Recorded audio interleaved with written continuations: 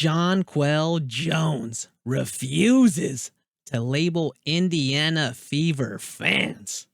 Let's talk about it.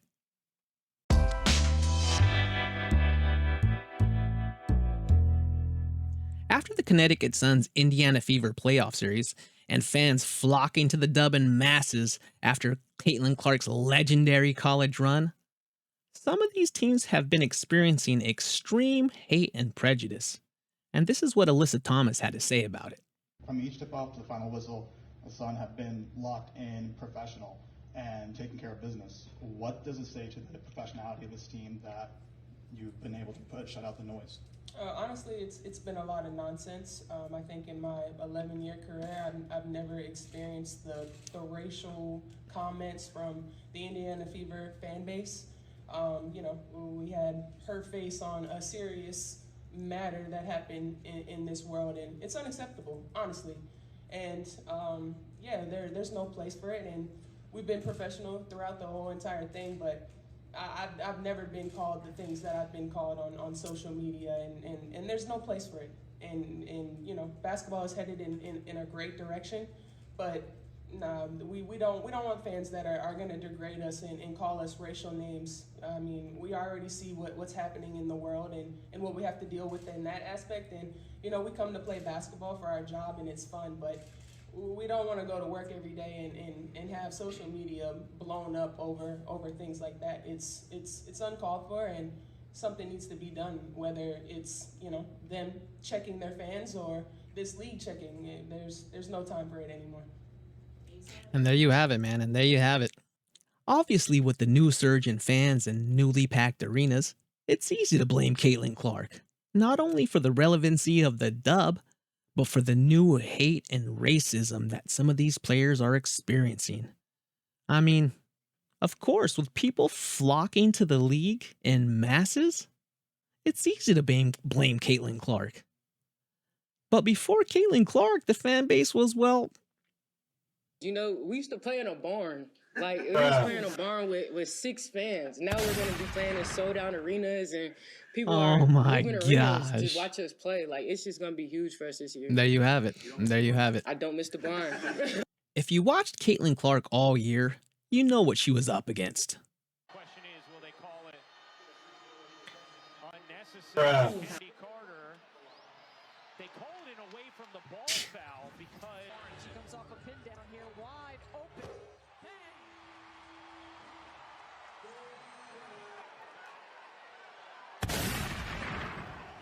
Oof. now Bonner and Clark get into it. Oh yeah. Clark and DeWanna Bonner, they're drawing at each other a little bit, and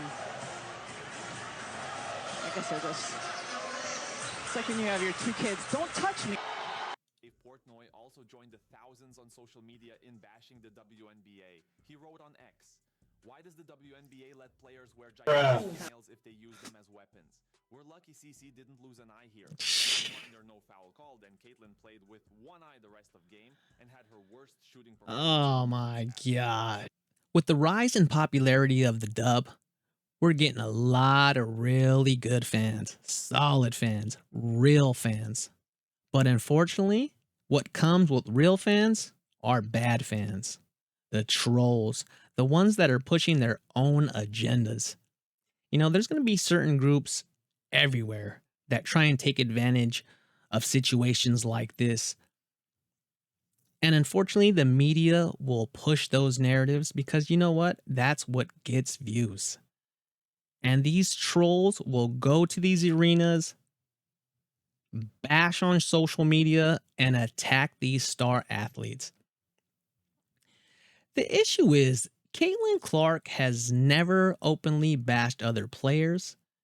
She's professional in her interviews. Even when she was going through some of her biggest feuds with Angel Reese and Dejanay Carrington, she didn't bash them. She uplifted them and gave them their props. I mean, even after the eye-poking situation, Caitlin Clark came out and defused it. She said that she didn't feel like it was an attack on her, when we all know that Ain't nobody swat at balls like that. Ain't nobody swat at balls like that. Pointing your nails downwards towards someone's eye is dirty work, to say the least. But why all the hate? Why all the hate from the veteran players? I mean, let's be real. The vets can't even acknowledge the Caitlin Clark effect, right? They won't even acknowledge the Caitlin Clark effect. I mean, let's be real. I don't think it takes a genius to see that there was a lot of jealousy and hate towards the Roddy all year. And when she got that Nike deal, you can just see it throughout the whole league. I think what these athletes need to remember is that there's actually a fan base now, and it's massive.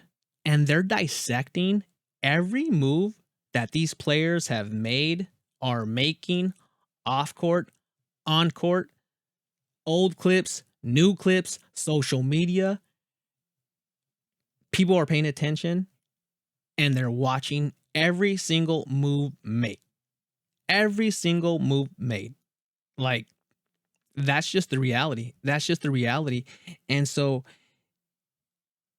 if you're not used to that attention and all of a sudden it's here overnight, that's hard to swallow, right? That's an extremely tough thing to swallow.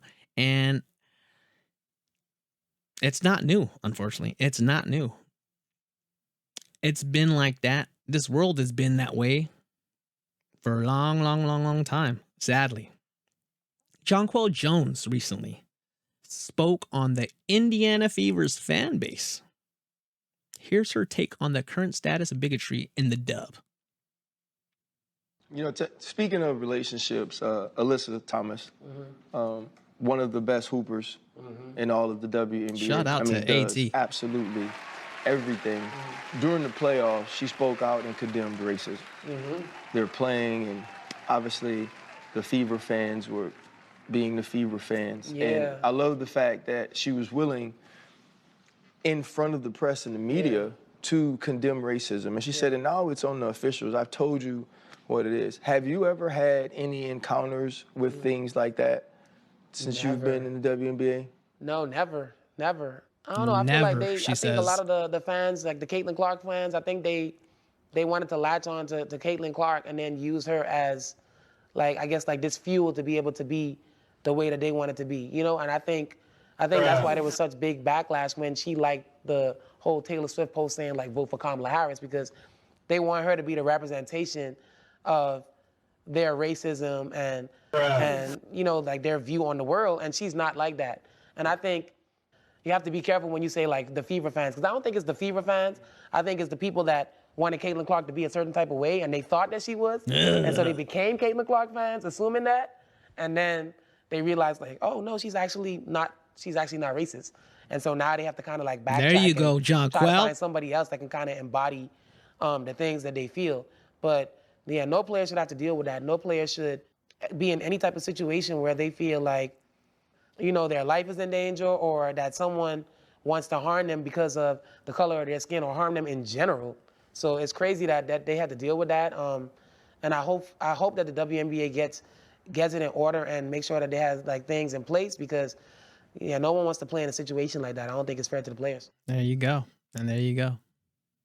Jonquel Jones said she has never experienced any kind of racism in her time in the dub.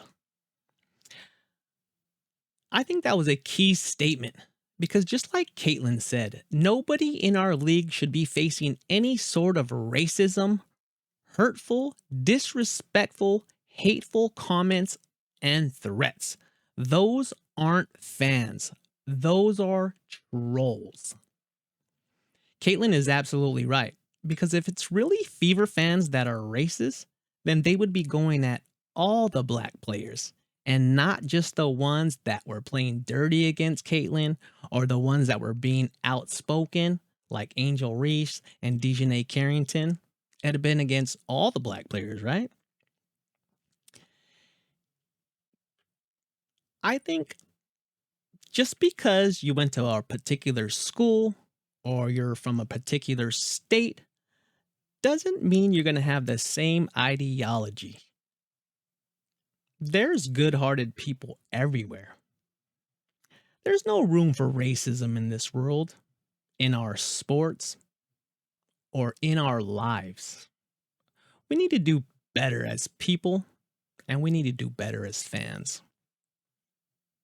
I'm Frankie Fingers, man. I'm your host of The Vibe Sports Talk. Make sure you hit that subscribe button, and we'll see you guys later, man. Peace.